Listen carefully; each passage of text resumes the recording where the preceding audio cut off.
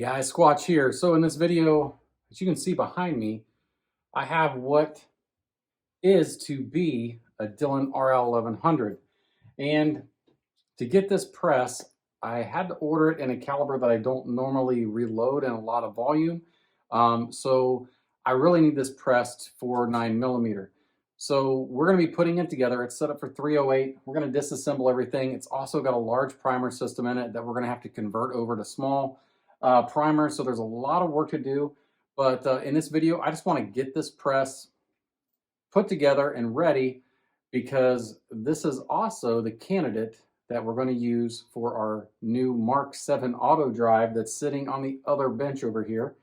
So this is going to be the start of a full-blown 9mm high volume reloading machine paired up with a Mark 7 auto drive, all the sensors, and the Dillon RL1100. So I'm going to walk you guys through just getting this set up and put together, and then subsequent videos we're going to get busy and it's going to be a lot of fun. So let's get started. All right, so the first thing I've done is I've taken my CP2000 off of this micro mount down here, so I could get this press just held in place so I can do all the work. My goal is to get this all set up and put together, make sure everything functions good, and then we're going to start transplanting this onto the Mark 7 auto drive unit. So in your instructions, it's going to tell you the first thing to do is put the roller handle on. So that's what we're going to do next. I'm just going to go ahead and locate this on the center indent here. There is a set screw on the back. I'll show you guys that, and we're just going to get the handle mounted and ready to go.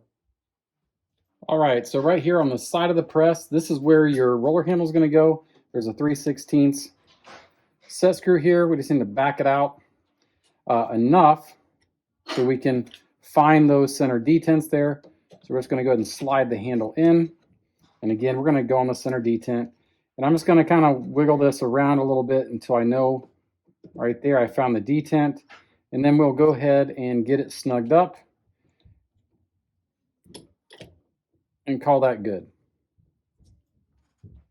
So the next thing we're going to do is we're going to go ahead and cut this zip tie right here. And this kind of holds the press together. It is under spring tension because of the assist spring here in the back.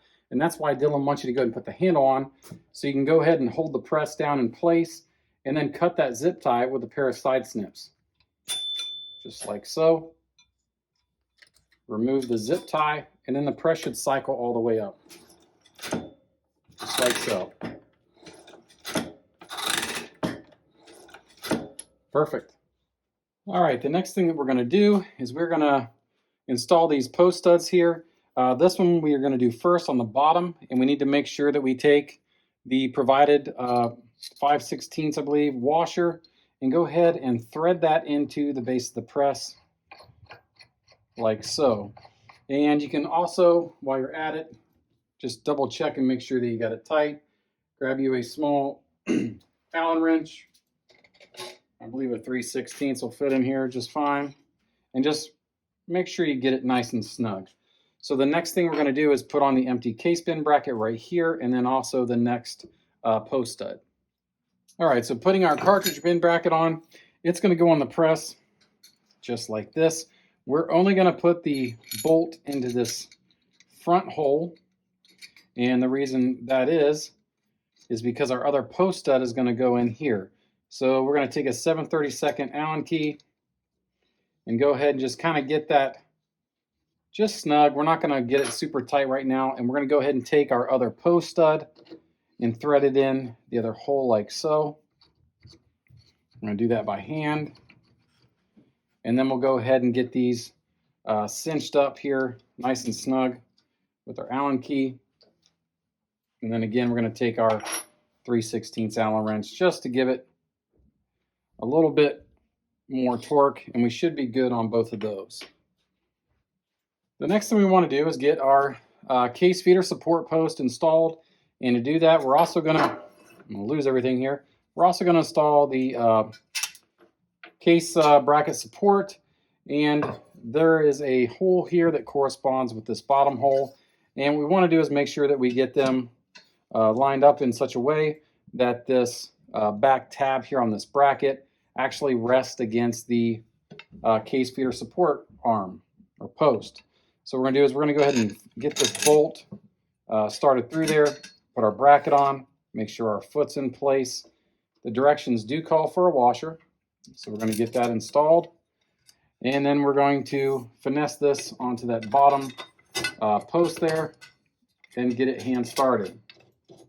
Now I'm going to go ahead and snug this up a little bit because we need this to kind of stay on its own. So I'm using a 1/4-inch Allen key momentarily because up top here, our bullet bin also goes in behind this case support post and this upper support post here for the case feeder post. So let me grab that and then we'll jump around and get that put in.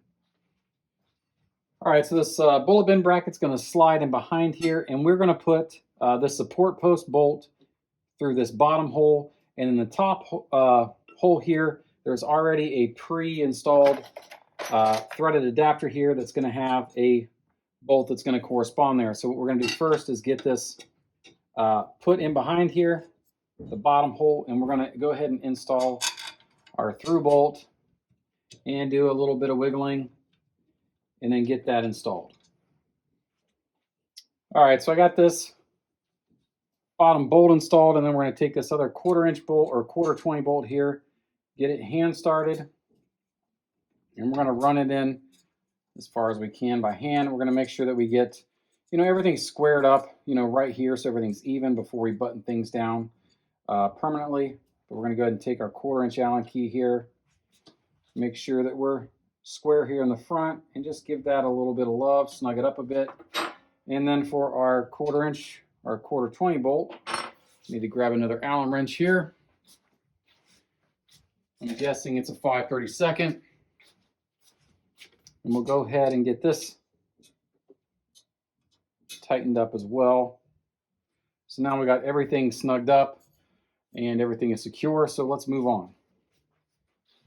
Now that we have our bin brackets all installed, this bracket right here is going to be for your finished cases. And then the one in the back, the smaller acro bin, this is actually your bullet bin there. So as you're running, this is where you're placing the bullet. This is for our finished cases. And ironically, we're not going to be using either one of these because this is going to be on the auto drive unit with a loadout section here.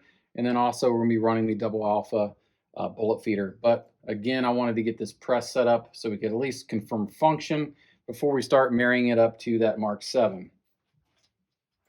Next piece of plastic we're going to install is the spent primer cup, and it just slides here onto this guide, just like so. And again, moot point, we're going to have a spent primer sensor on here, and it's going to detect primers as they exit through a tube. But again, we're going to get it set up here as it comes from Dillon, but that's where your spent primer chute's going to go. Next, we're going to get the case feeder in, and this particular one comes with a large rifle plate, and wow, I've got probably 3 of each size case feeder plate that Dillon offers. But again, I had to buy this press in a caliber that I don't reload a lot. This particular one's in 308, but I can always use spare dies and spare parts. But installing the case feeder is just like anything else. What's nice about the commercial series is the post is square and the hole is square, so you really can't mess up how to install this. But basically, it's just going to slide into place, and then we're going to tighten up the set screw on the back side. Now we're going to get our case feeder drop tube here. Again, label on top because that end is chamfered, that end is not. So it's basically going to slide in just like so. All right, guys, so that's just kind of a quick down and dirty put together here of the Dillon RL1100. I'm not going into any details on die setup or anything like that just yet because this press is set up for 308. I've got to get these dies out of here. We're also going to do a video up next on how to switch over this priming system from large to small. And then we're going to get it married up to that Mark 7 auto drive. And that's where kind of the meat and potatoes of this whole series are going to come in. But again, I just want to kind of show you guys the press. I know there's plenty of unboxing videos out there of this, But I just kind of followed it along step by step for your guys' benefit. And, you know, maybe if you have any questions, you can revert back to your instruction manual. But I hope you guys enjoyed the video. I know I did. I am so excited for this project alone. And I've got several other requests for different series that I'm also working on. But if you guys like what you see, hit that subscribe button, hit the bell for notifications. And if you have any questions, hit me up on my email, squatchreloading@gmail.com. You can find me on Facebook and Instagram as well. That's going to wrap this one up. And again, this is just the start of many to come on this press and the Mark 7. So stick around and make sure you subscribe. It's going to be good. Well, at least I think it's going to be good.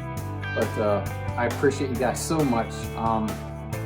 Until next time, God bless.